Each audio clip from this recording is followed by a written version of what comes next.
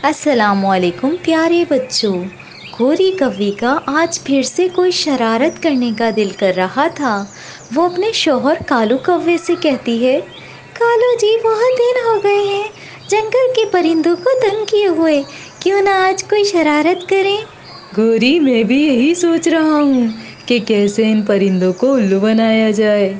कालू जी मेरे पास एक आइडिया है। फिर गोरी कव्वी कालू कव्वे के कान में अपना आइडिया बताती है और वो दोनों हंसने लग जाते हैं। अब आएगा मज़ा।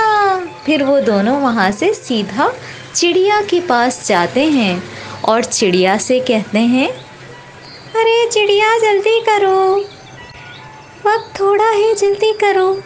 गोरी कुछ बताओ भी, क्या हुआ है, मैं क्या जल्दी करूँ। मौसम का बताने वाला परिंदा आया था। उसने बताया है कि आज शाम को जंगल में एक बड़ा तूफान आने वाला है, इसलिए तमाम परिंदे पहाड़ों के ऊपर जाके पुरानी गुफा में छुप जाएं। हाय अल्लाह, मैं मर गई। वक्त तो सच में बहुत थोड़ा है। मैं अभी जाकर दूसरे परिंदों को बताती हूँ। ये कहकर चिड़िया वहाँ से भाग जाती है।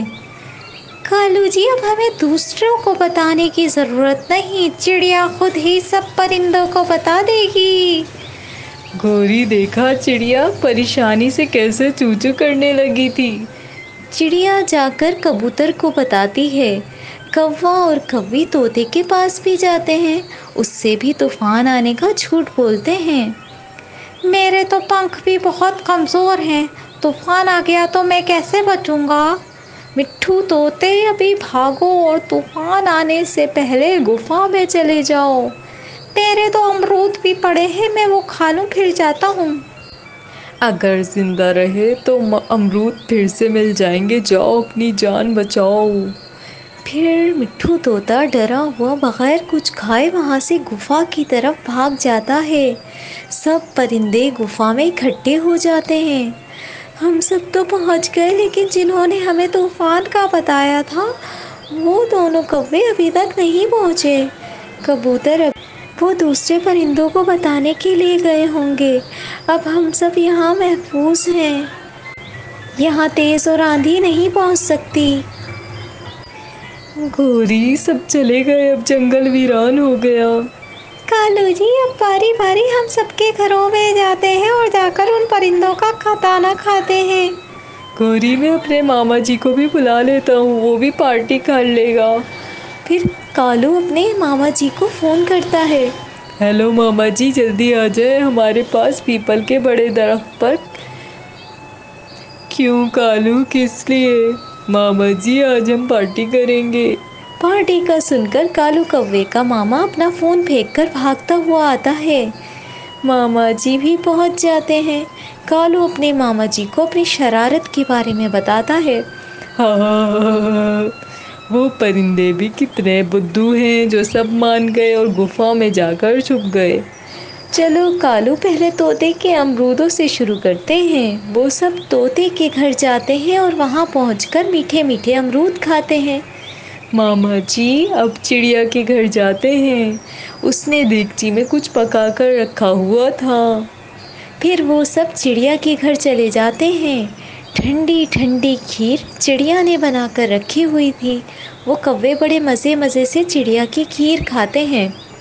वाह वाह मेरे भांजे, आज तो सच में बड़ी पार्टी है। अभी तो कबूतर के घर भी जाना है, फिर बुलबुल के घर भी तलाशी लेंगे। वो सब कबूतर के घर जाते हैं। वो देखो सामने बादलों की और बर्फ़ की काली घटाएं आ रही हैं। गुफा में बैठे हुए चिड़िया का ध्यान सामने बाहर आसमान पर जाता है। ये तो सच में कोई बड़ा तूफान है। वो दोनों कौवे कहाँ रह गए, वो क्यों नहीं आए। दोस्तों, आज पहली बार कौवों ने कोई अच्छा काम किया है। मैं कालू का मुँह चूम लूँगा जब यह आया। उसने हमें तूफान से बचाया है। सारा दिन पेट भरने के बाद वो कौवे अपने अपने घोंसलों में आकर बैठ जाते हैं। कालू, मैंने तो कुछ ज़्यादा ही खा लिया, मुझसे तो अब उड़ा भी नहीं जाता। आज की रात तुम्हारे पास ही सो जाता हूँ। हाँ जी मामा, आप इसी साथ वाले घोंसले में सो जाएं। رات ہونے پر وہ کوے سو جاتے ہیں۔ پھر ہوا شروع ہوتی ہے جو تھوڑی ہی دیر میں تیز ہو جاتی ہے، ساتھ ہی بارش بھی شروع ہو جاتی ہے۔ کوے جاگ جاتے ہیں۔ کالو یہ کیا ہوا؟ کہیں سچ میں طوفان تو نہیں آنے لگا؟ ہوا بہت تیز ہے۔ کوے ابھی یہ بات کر ہی رہے تھے کہ ہوا تیز طوفان میں بدل جاتی ہے۔ کوے ہوا میں ادھر ادھر اڑتے پھر رہے تھے۔ گوری اور کالو نے ایک دوسرے کو بہت زور سے پکڑا ہوا تھا، پھر بھی وہ درختوں سے ٹکرا رہے تھے۔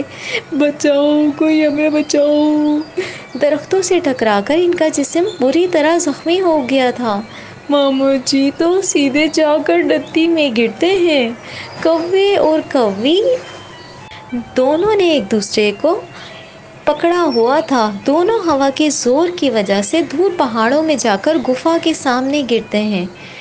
مٹھو طوطا انہیں دیکھ لیتا ہے۔ بچاؤ بچاؤ، گوری اور کالو کوے کو بچاؤ۔